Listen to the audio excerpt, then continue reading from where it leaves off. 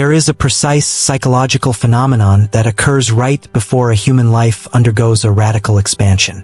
Carl Jung called it the enantiodromia, the moment an internal force reaches its absolute limit and is forced to flip into its opposite. If you are watching this, you aren't failing. You are at the tipping point. Think of a bow and arrow. To launch the arrow forward with power, it must first be pulled backward, under intense tension, into the dark. That tension, that feeling of being pulled back while the rest of the world moves forward, is the primary sign that your greatest launch is imminent. Jung observed that before the best chapter of a person's life, there is an almost total withdrawal of psychological energy from the outer world. Your career feels like a script you forgot the lines to. Your social circle feels like a room with no oxygen. This isn't depression. It is the ego's final stand. The version of you that got you here cannot take you there. You are currently being dismantled so that the unlived life within you can finally take form. Most people quit during this phase because they mistake the silence for emptiness. But as Jung famously said, in all chaos, there is a cosmos, in all disorder a secret order. Today, we are going to explore the 5 specific psychological markers that prove your current delay is actually a divine setup for a life that will eventually give you goosebumps. To understand why your life feels like it is currently dissolving, we must first confront the most sophisticated piece of machinery in the human psyche: the persona. In Latin, the word persona did not refer to a person's character. It referred to the clay or wooden masks worn by actors in ancient Greek and Roman theater. These masks served a dual purpose. They projected a specific social role to the audience, and they acted as a megaphone, amplifying the actor's voice so it could reach the back of the Colosseum. Carl Jung observed that every modern human being wears such a mask. It is the functional necessity of the ego. It is the professional you, the polite you, the accommodating you. It is the version of yourself you have spent decades perfecting so that society would grant you safety, status, and a sense of belonging. The persona is how you negotiate with the world. It is the social skin that protects your sensitive, inner core from the harsh friction of the collective. But here is the danger that Jung spent his life warning us about. The persona is a utility, not an identity. Jung famously wrote that the greatest tragedy of the human soul is when we become identical with our masks. When you spend 30 years being the reliable one, the successful provider, or the strong leader, the ego begins to fall into a dangerous trance. It starts to believe that the mask is the face. You stop being a living, breathing, multifaceted soul and start being a performance. You aren't living your life anymore. You are managing a brand. You have sacrificed the gold of your authentic nature for the lead of social approval. The primary sign that you are standing on the threshold of your best chapter is the sudden, visceral onset of what Jungian analysts call psychological bankruptcy. Think of your psychic energy as a currency.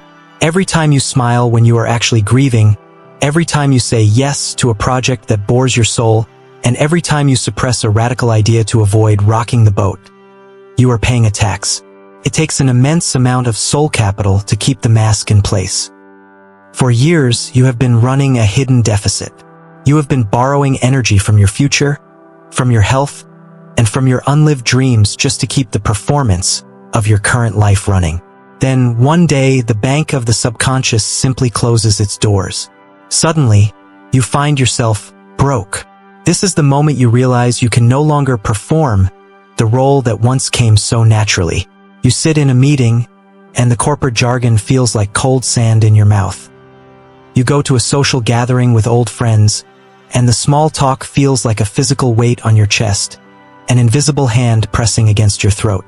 You look in the mirror and don't recognize the person looking back. Not because you've changed physically, but because the mask has finally become too heavy for your spirit to support. To the outside observer, your boss, your spouse, your peers, this looks like a breakdown. They might say you've lost your edge, that you're not yourself, or that you're burned out. But in the Jungian perspective, this is not a sign of failure. It is a sign of subconscious rebellion. Your soul is currently on strike.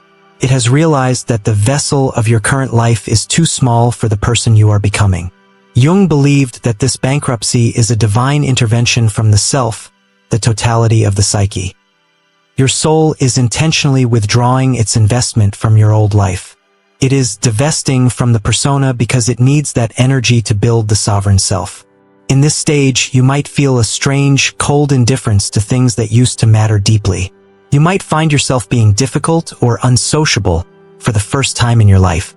You stop caring about being liked and start obsessing over being true. This isn't a loss of social skills. It's the birth of sovereignty. You are finally realizing that your rare personality was never meant to fit into a standardized mold. This is the death of the good child. Most of us are conditioned from birth to be the good child, the one who fulfills the unlived dreams of our parents or the expectations of our culture. But as we approach our highest chapter, that good child persona begins to rot. It smells of stagnation. This sudden selfishness you feel is actually the first spark of individuation. You are no longer willing to trade your soul for a seat at a table where you aren't truly seen. It is a violent, uncomfortable process. It feels like a loss of power because the only power you've ever known was the power of the mask. But Jung taught that the mask must shatter so that the gold of the golden shadow can be reclaimed. You have been projecting your greatness onto others, but the bankruptcy of the persona forces that greatness back into your own hands. When the mask shatters, you are forced to stand in the world naked. You no longer have the shield of your title, your reputation, or your niceness. You are left with only what is real.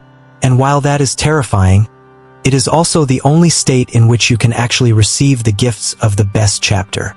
You cannot receive your true destiny while you are wearing someone else's face. The bankruptcy of the persona is the clearing of the land before the palace is built.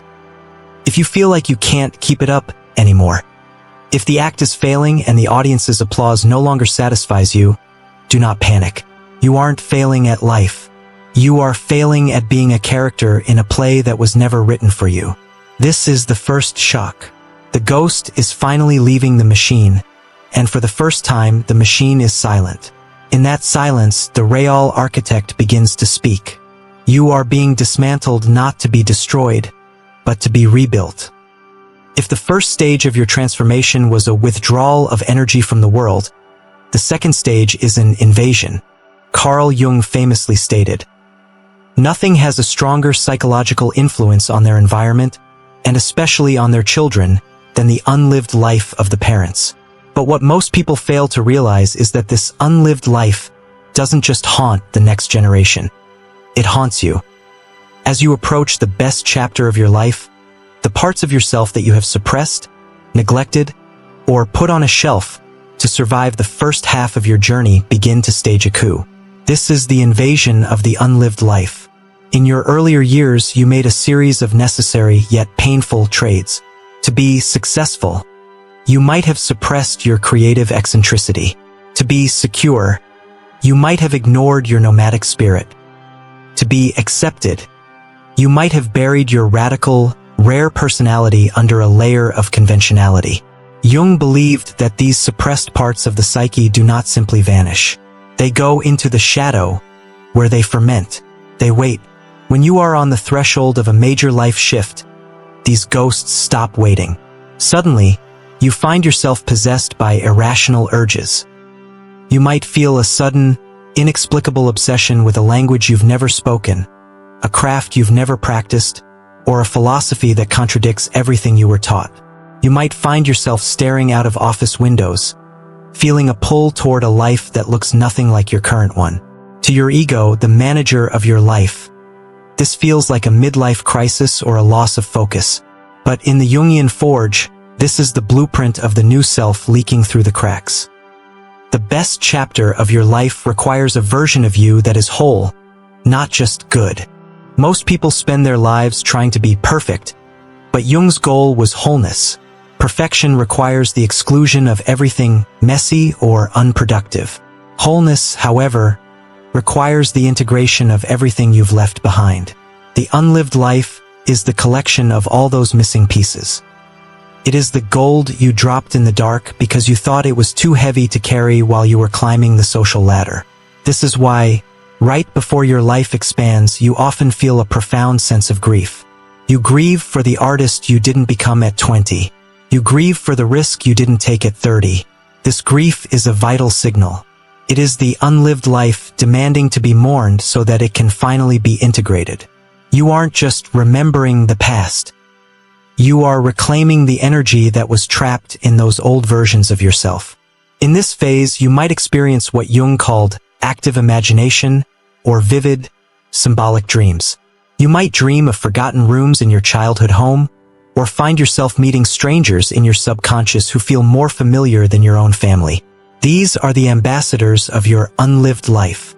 They are coming back to offer you the tools you will need for your next chapter. The artist you suppressed holds the vision you need for your new career. The rebel you silenced holds the courage you need to break away from toxic cycles. The seeker you ignored holds the meaning that will sustain you when the applause of the world fades. The world will tell you that it's too late to listen to these voices.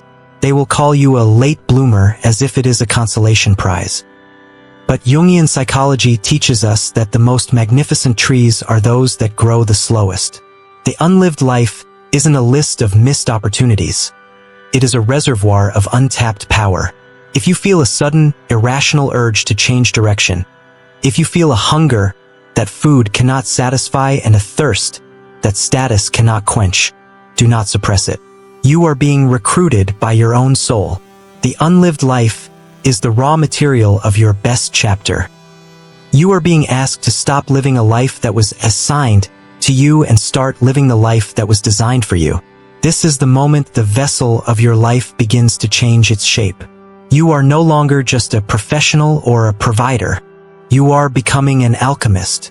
You are taking the lead of your past regrets and melting them down to find the gold of your true calling. The invasion feels like chaos because it disrupts your orderly life.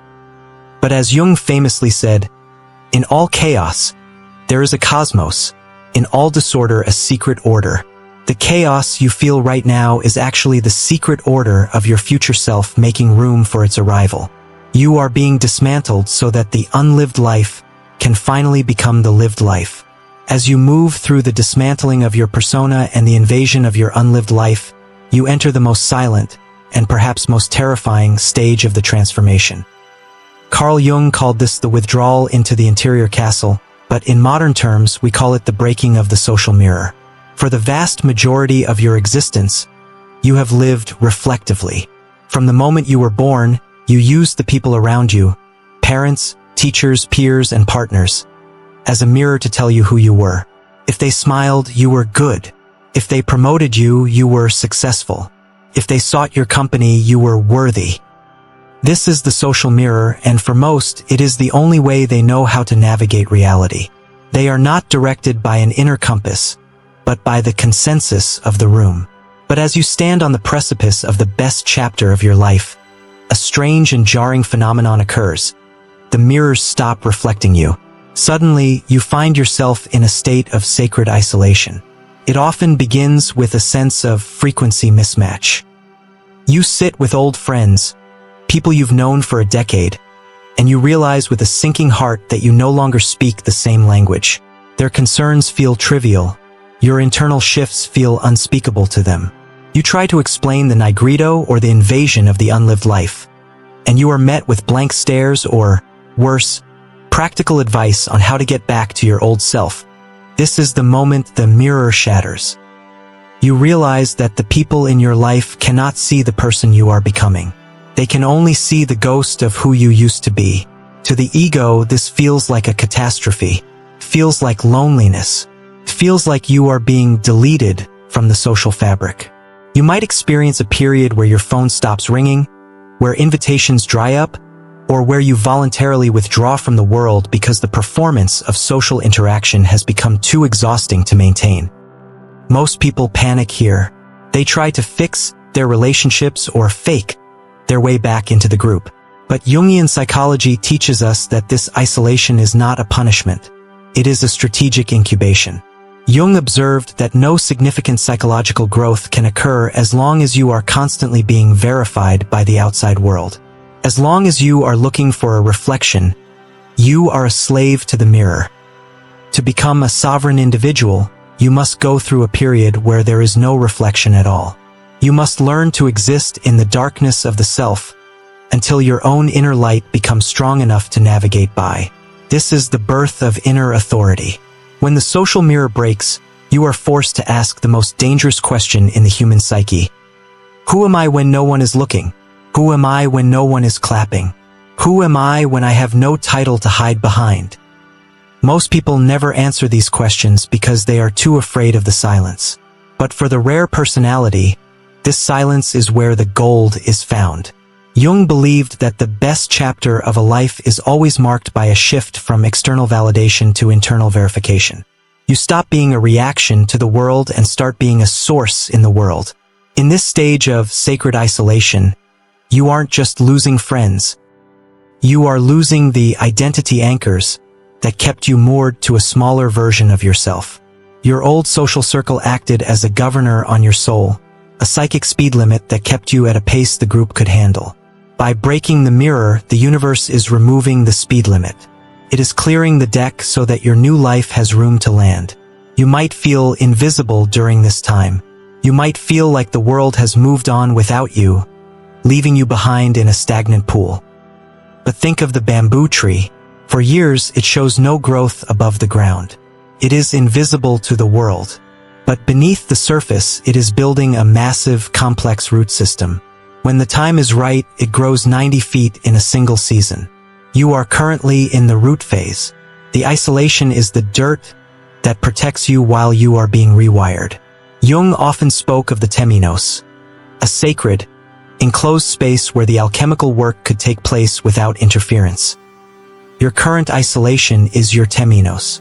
It is a boundary that the subconscious has drawn around you to keep the static of the world out, while the music of your future self is being composed. The sign that this stage is nearing completion is a profound sense of indifference. You stop explaining yourself. You stop trying to make them understand. You realize that you don't need a mirror because you have become the light. You find a strange, quiet joy in your own company. You realize that being out of sync with a world that is fundamentally out of its mind is actually the highest form of sanity. When you stop looking for yourself in the eyes of others, you finally have the vision to see the best chapter as it actually is. You are no longer performing for an audience. You are preparing for a calling. The mirror had to break so that the window could finally open. After the persona has collapsed, the unlived life has invaded, and the social mirror has shattered, you arrive at the most counterintuitive gate of the Jungian journey. This is the stage of active surrender. For the high achiever, the late bloomer, or the person who has spent their life fighting to make things happen, this stage feels like a betrayal of everything they've ever known. Feels like giving up. But in the architecture of the soul, it is the exact opposite. It is the moment the owner of the house finally hands the keys to the architect. Carl Jung observed that the modern ego is a colonizing force. It believes that through sheer willpower, logic, and hustle, it can force the universe to yield. We are taught from birth that if our life isn't working, we must push harder, do more, and grind. But as you approach the best chapter of your life, you realize a terrifying truth. The harder you push, the further the goal retreats. This is because the best chapter is not a destination you reach through effort. It is a frequency you achieve through alignment. Jung called this the shift from the ego to the self. The ego is the small, conscious part of you that wants safety, money, and recognition. The self is the totality of your psyche, the vast, unconscious intelligence that knows exactly why you were born and what you are capable of. Before your breakthrough, these two forces are often at war. The ego wants to be a doctor, but the self wants to be an artist. The ego wants security, but the self wants expansion. The paradox of active surrender occurs when the ego finally realizes it is outmatched. It has tried every strategy, worked every hour, and exhausted every fix. Yet the life it wants remains just out of reach. This is the moment of strategic defeat. Most people mistake this defeat for a crisis. They see the stalling of their career or the emptiness of their efforts as a sign that they have failed. But Jung would tell you that this is the most successful moment of your life. It is the moment the ego's interference finally stops. Active surrender is not passivity. Passivity is doing nothing out of despair. Active surrender is doing everything while being completely unattached to the result. It is the state of the master archer who pulls the bow string with perfect tension but lets the arrow fly without trying to hit the target. The archer is the target. In this phase, you experience a radical shift in your relationship with time and effort. You stop chasing and start allowing. You realize that your delays were not obstacles, but calibrations. The universe wasn't denying you. It was waiting for you to stop shoving, so it could finally lead. Jung famously spoke about synchronicity, meaningful coincidences that appear when the internal world and the external world align.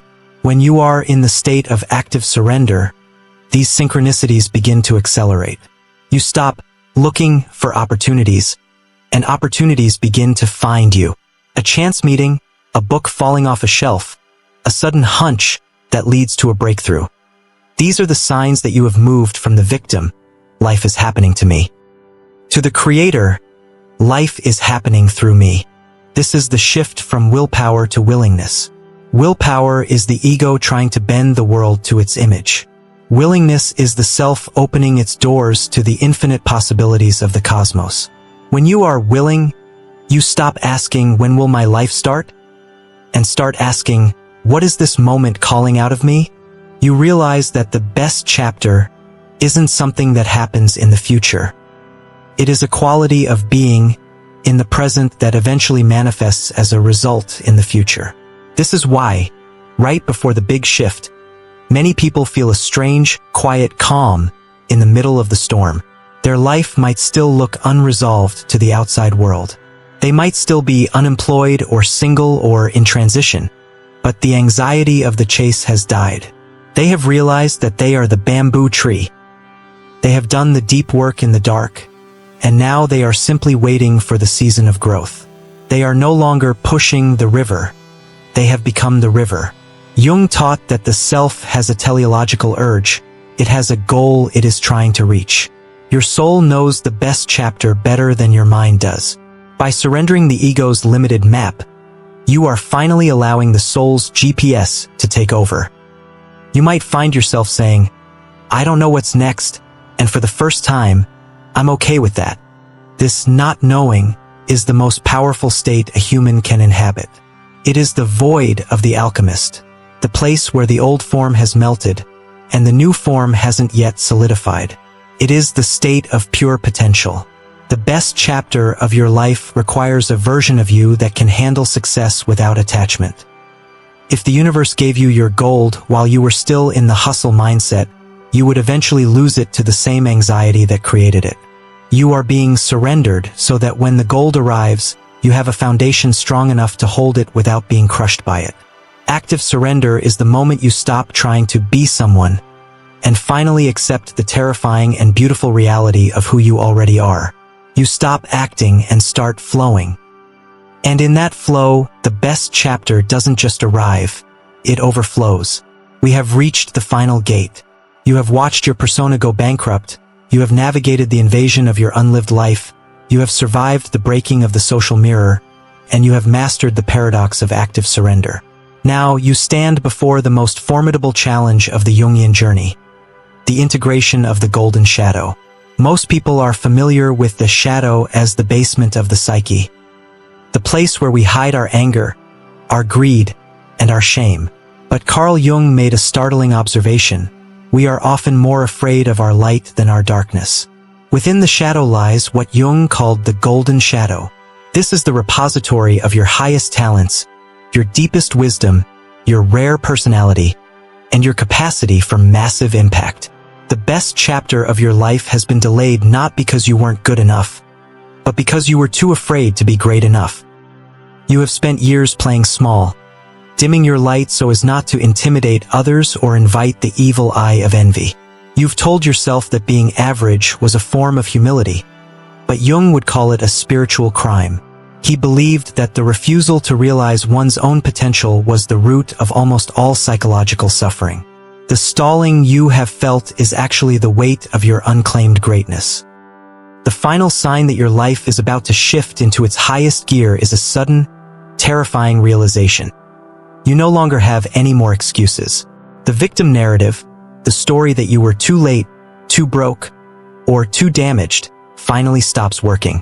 You realize that your past struggles were not obstacles to your success, but the training grounds for it. Every betrayal taught you discernment. Every failure taught you resilience. Every dark night taught you how to see in the dark. This is the moment of alchemical transmutation. You take the lead of your past traumas and, through the heat of the crucible, you realize they have always been gold. Integrating the golden shadow means finally owning your rare personality.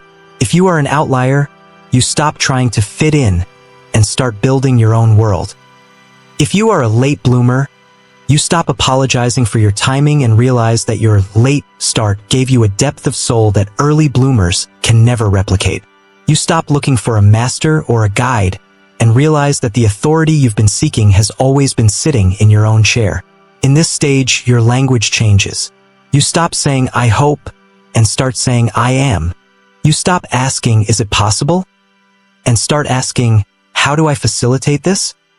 You move from the seeker, who is always looking for the truth, to the knower who is finally living it. Jung taught that the goal of human life is individuation, to become the specific, unique, unrepeatable self that only you can be. The best chapter of your life is simply the outward manifestation of this inward wholeness. When you stop fighting yourself, the world stops fighting you. The golden shadow brings with it a sense of objective responsibility. You realize that your talents are not yours to hide. They are gifts that the universe has entrusted to you. Playing small isn't humility. It is a betrayal of the life force. When you finally claim your gold, you notice that the synchronicity we discussed in part 4 becomes a constant companion. The Red Sea of your obstacles begins to part, not because you are lucky, but because you are finally in alignment. You will know you have reached the end of the transition when the fear of staying the same becomes greater than the fear of changing. You realize that the vessel of your old life is so shattered that there is no going back. The only way is through. This is the birth of the Creator. You step into your new chapter not as a lucky survivor, but as a conscious architect. You look back at the dark night you just walked through and you see it for what it was, a sacred setup. The universe didn't want to break you. It wanted to break the mask so that the soul could finally breathe. If you are watching this and you feel a strange shiver in your spirit, a sense of recognition that goes deeper than logic, that is your golden shadow knocking. It is your best chapter demanding to be let in. Jung's final message to us was one of radical hope. I am not what happened to me. I am what I choose to become. You have been through the fire. You have paid the tax of the persona. You have survived the silence of the void. Now it is time to wear the gold. Your arrival isn't a future event. It is a present decision. The best chapter begins the moment you stop asking for permission to be who you already are. We have traveled through the most difficult landscapes of the human psyche. We have seen how the bankruptcy of your persona was not a failure, but a liberation. We have understood that the invasion of your unlived life was a recruitment, and that your sacred isolation was the necessary silence before the symphony begins. If you have stayed until this moment, it is because you recognize the truth in these patterns. You are no longer the person who started this video. You have crossed the threshold from the victim of circumstance to the architect of the self. The best chapter of your life is not a distant land you are trying to reach. It is the ground you are currently standing on. The shift happens the moment you stop waiting for the world to validate your gold and start acting as the sovereign of your own destiny. You have been in the crucible long enough. The nigredo, the blackening, is over. The albedo, the whitening and purification, has done its work. Now the rubedo begins. This is the stage of the redness, the stage of life, action, and the manifestation of the true self in the world. But this journey of individuation is not a solitary one, though it often feels like it. It requires a community of like-minded outliers who understand the weight of the rare personality. If this deep dive into Jungian alchemy has resonated with your soul, I invite you to join our collective. Subscribe to Carl Jung Daily and turn on the notification bell. We are building a sanctuary for those who refuse to live a small life, a space for the late bloomers, the seekers, and the modern alchemists who know that their greatest work is still ahead of them. By subscribing, you are signaling to your subconscious that you are committed to the work of wholeness. Before you go, I want to see who is standing in the gold with us today. If you have felt the shiver of recognition during this video, if you are ready to stop playing small and finally integrate your golden shadow, comment the word ALCHYMIA below. When you type that word, you aren't just leaving a comment. You are making a psychological mark in the world. You are declaring that the vessel has been rebuilt and you are ready to house the greatness you were born to express. And finally, if you know someone, a friend, a sibling, a fellow seeker, who is currently in the heat of their own crucible and feels like they are failing, share this video with them. Be the synchronicity they have been praying for. Your best chapter is no longer a dream. It is an inevitability.